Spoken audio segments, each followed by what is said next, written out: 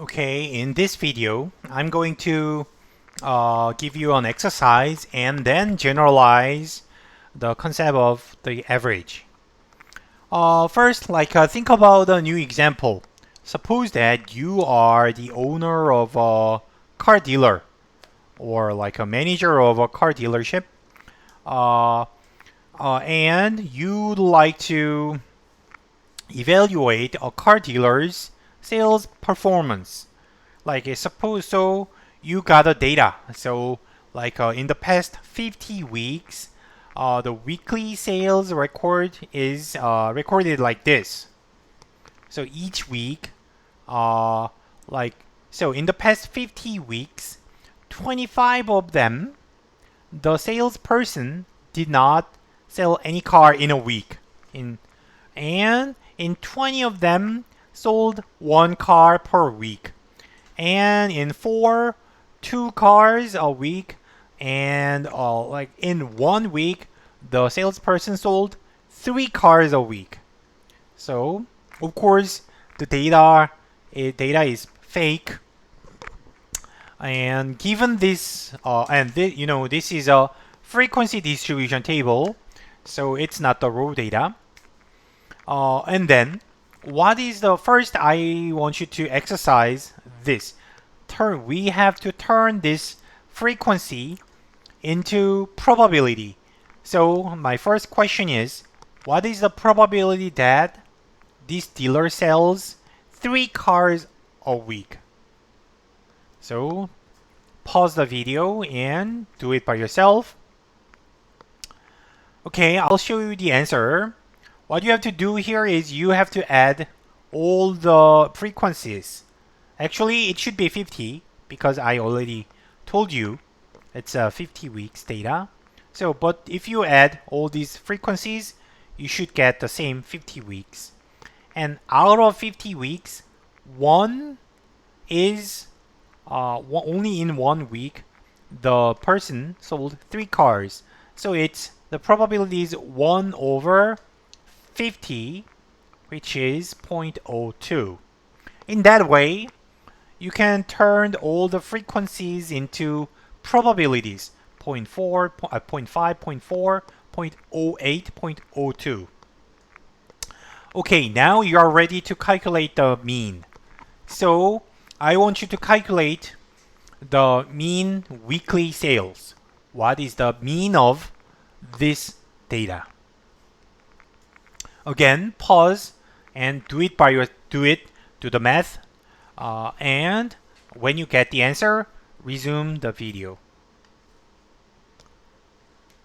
Okay, so what you have to do is you first have to make another table, another column here, and multiply outcome and probability, and write the result on this additional column, right? That is the probability weighted outcome. You have to calculate probability weighted outcomes first. That is like this. You don't need the frequencies once you get probabilities, and what you need is the multiplication of outcome and probability, row by row.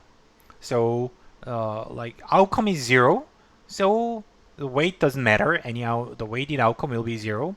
1 times 0.4 equals 0.4. 2 times 0.08 equals 0.16. In that way, you can do all the calculation. You can calculate the probability weighted outcomes for each of the possible outcomes, right? And then you have to sum those weighted outcomes to obtain the mean. The mean is 0.62 per week. So the salesperson, the car dealer, sells 0.62 cars a week on average in the past 50 weeks. That's this is what we learned in the previous video, and it's pretty straightforward if you understand the definition of the mean, the sum of the probability weighted outcomes, right? And we are going to extend the mean like even further. So we just calculated the mean of number of cars sold per week. But what we need is we don't care like so the number of cars is important, but that's not the basis of our decision. 0.62. I don't know if it's good or bad. Then we would like to make additional assumptions to help our decision, to make it more realistic. Think about this. Say if the salesperson sells a car, then it generates a profit, net profit, like a profit of $3,000. Right? Each car, $3,000 is the profit, and the salesperson, the dealer, is paid a weekly salary of $2,000. Right? So you are the owner of the dealership. So you are hiring the salesperson, and what you are doing here is you'd like to check if the salesperson is worth the salary, the weekly salary, $2,000. What you are going to do is you are going to calculate. You'd like to have one number to see if the salesperson is worth the salary or not. What we are going to do is we are going to calculate the expected net profit. So profit net of the salary. So for example, if the salesperson sells 0 cars a week, then the salesperson's net profit to you is minus $2,000. Just the salary is paid in vain. But if the seller sells at least 1 car, then the salary is like repaying more to you than her or his salary, right? So then what we need to do is sometimes the salary is doing well, other times bad. Then we have to weight them using the probability and sum all of them. That is the expectation. Here is what we are going to do. We are going to convert the number of cars into net profit, right? Cars to net profit. It is simple as we using the assumptions we made in the previous slide. So if the salesperson sells 0, then your net profit is minus 2,000. 1 car sold 1 car, then plus 1,000. 2 cars plus 4,000. 3 cars plus 7,000. So 3,000 is the profit per car, but the salary is fixed. So this is how you calculate the net profit, right? Pretty simple. And then, so what we just did is we are relabeling the same event, selling 1 car. So remember, random variable is a numerical description of the outcome, right? So in this case, selling 1 car, for example, selling 1 car is an event, and we just labeled selling 1 car as 1 because that is natural. But also it is possible that you can label the same event as 1,000, right? So just replace the number with another number. Like you are counting. So originally we described the event using the number of cars, but now we are going to describe the outcome using the net profit in dollars, right? So it's just what we change is we just change it the description. No difference. Basically the randomness does not change. We just change it the encoding, how we code the event using a number. So therefore, the probability for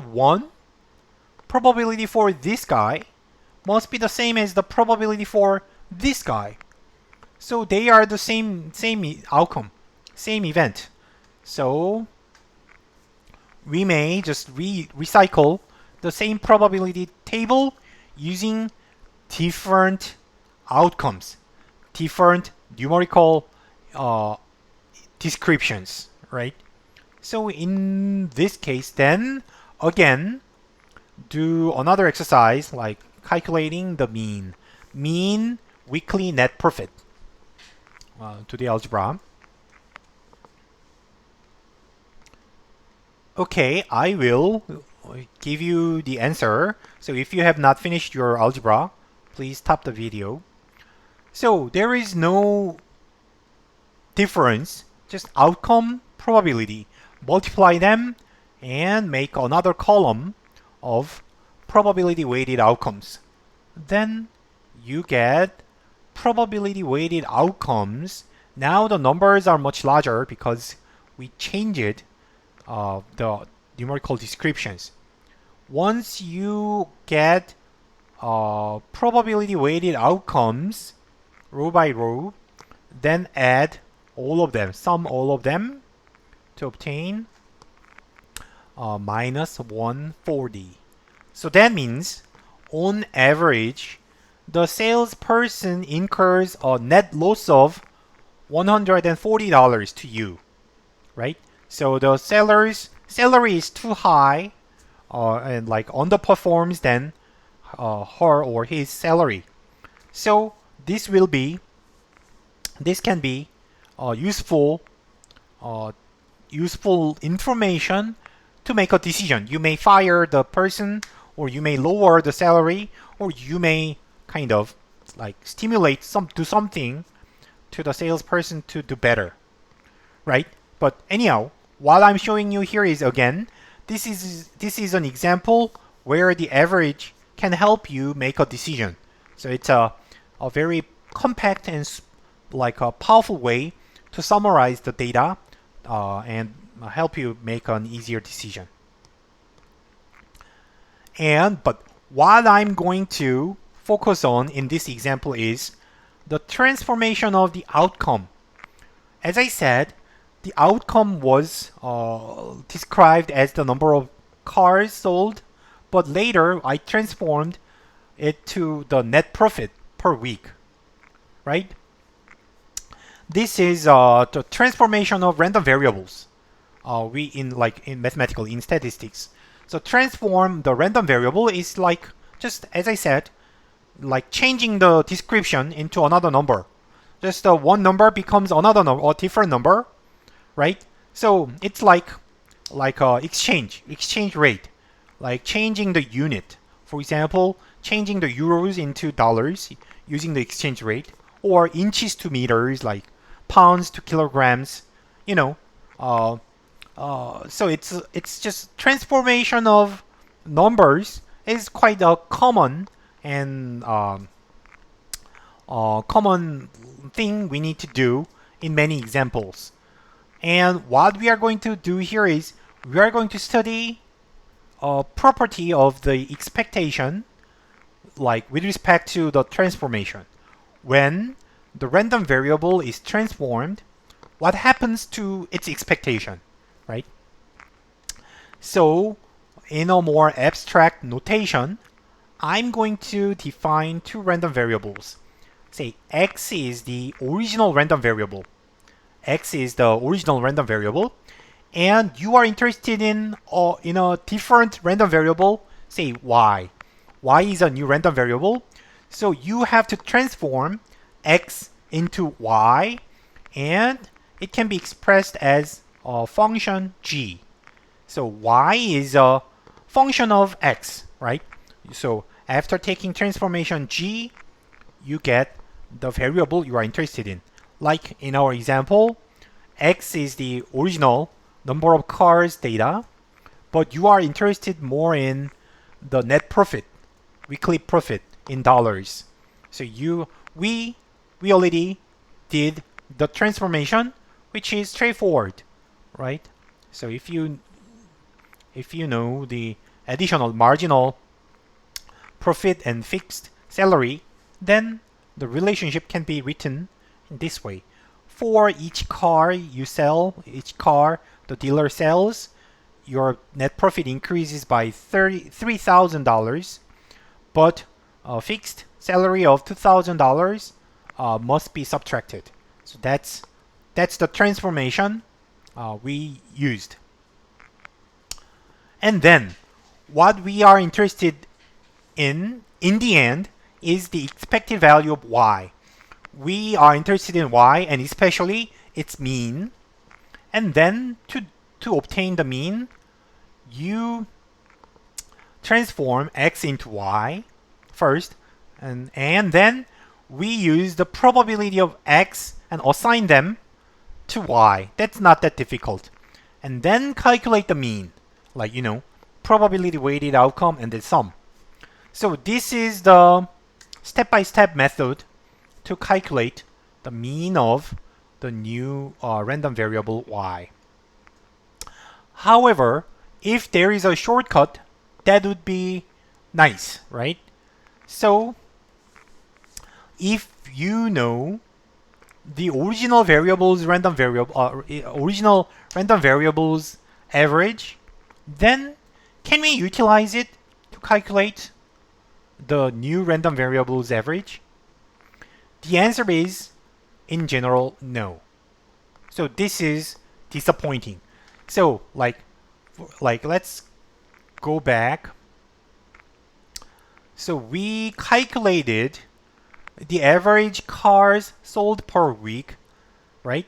So if we can utilize this number, then we don't need to go through these steps. These steps may be unnecessary if we could utilize this number, if there is a way to utilize this one. But in general, no. In general, no. That means in some special cases, yes. But our example is one of the special cases. In our example, what we could do was, we know number of cars sold per week was 0.62. And then we know the relationship, the transformation from the number of cars into net profit. The function was given like this. And then simply plug in this average number of cars into this place, and then you are going to get the same average, the average of the new transformed random variable. So if you knew this, you do not need to multiply probability to the outcome, or you don't need to transform each outcome, each number of cars into dollars. So it could save like a lot of work. But remember, first of all, I told you this is possible because in a very restrictive cases, and this is possible because this transformation was linear. In general, if it's not linear, it does not work. That's the main point. And so that means if you are not sure, just think it's not possible, right? So like as a theorem, I can write it this way. If x and y, if two random variables, x and y, have a linear relationship in this form, y is a times x plus b. B is intercept, a is slope, right? Linear form, linear function. Then their expectations preserve the same relationship. That is a theorem. And it's pretty nice. As I said, you don't need to transform each of the x, and you don't need to calculate the annoying probability weighted outcomes. Just calculate the mean of x and directly transform that into y. Uh, and and again, my emphasis, and I'd like to say again, it happens only when it is linear. The relationship is linear. And many cases, uh, we encounter nonlinear relationship. For example, quadratic function is not linear. Or these kind of conditional cases, if x is positive, y is 1. If x is negative, y is 0. This is not linear. It is like a discontinuous function. Or like, for example, another example in economics is utility function. Utility function is usually not linear. Utility function is, it is usually concave because a person is usually risk averse. So in those cases, the theorem does not hold, and you have to transform all the variables. Okay, I'm going to study this in the next video. What happens when the transformation is linear and when it is nonlinear. See you later.